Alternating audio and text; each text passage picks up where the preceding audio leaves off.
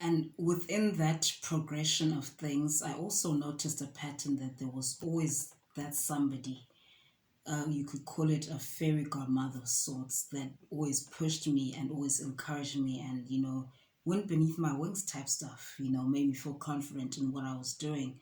And that really made a difference. And this time in senior primary, it was my teacher, my English teacher, back in sixth grade. She used to be the pianist at our school. She was the lady who taught us hymns during assembly. So I feel that I think we connected. She and I connected, and I have a great deal of respect for her. And I believe that music, the arts, and culture, creativity connected us both. And she would become my earliest mentor, like proper mentor in music and even acting. But, again, let's focus on the music for the purpose of this video.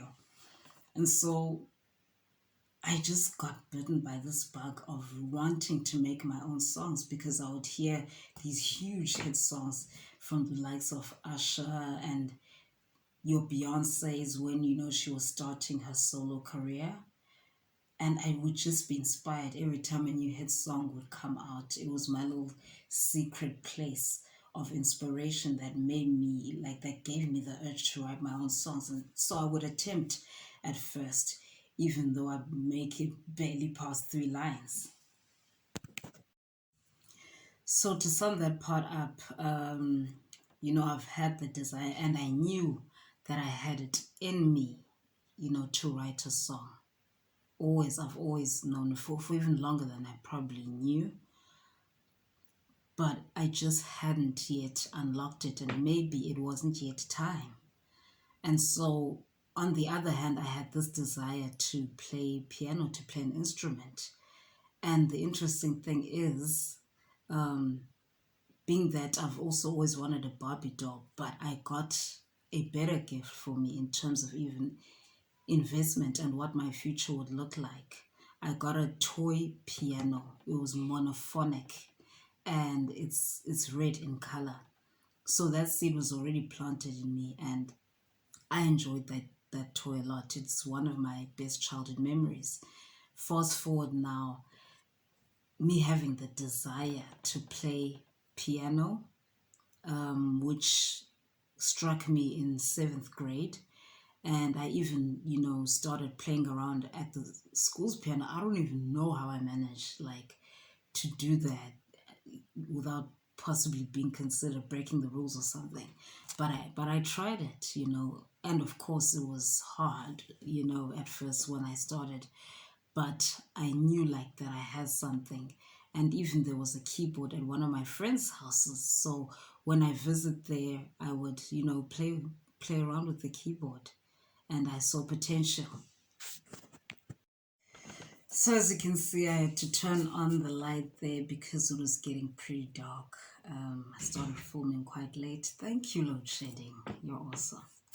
So back into it. So after that experience now, it was late grade 7, and the same teacher, who was my earliest mentor, or who at least I consider my earliest mentor, printed out an email for us, like an opportunity to audition for a national youth choir. And I remember that afternoon my dad came back with a copy of that email, and he had me read it, and it was like, hey, don't you want to audition, since you are a singer, and I believe this will resonate with you. And I read it out loud, and it sounded so exciting, but the prospect of literally living away from home, I didn't think that would happen. We bought my school uniform, everything, for the high school that was right across our primary school. I was ready to just cross the road for high school and be there. But here comes this opportunity that I didn't foresee. It was both exciting and scary. I even sought counsel from my tiny circle of friends. And I told them, hey guys, so this is going to happen. If I take this opportunity, I'm not even going to be here much anymore. So what do you guys say? And they were like, are you ridiculous right now? Take this opportunity. and stop being in your comfort zone. And after that response, I started thinking, what if I regret not taking this chance, at least, at least trying, because there was no guarantee anyway that the audition results would be in my favor. I was confident that that could happen. But the older you grow, even when you get into the industry, the more you realize that talent alone does not secure you the spot. But I mean, I was only in 7th grade. So I just decided I'm going to take this chance.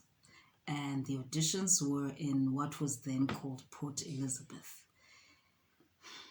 And the minute I gave my parents the green light and told them I'm going to these auditions, they did not hesitate to support me and drive me all the way there. And we slept over at a family friend.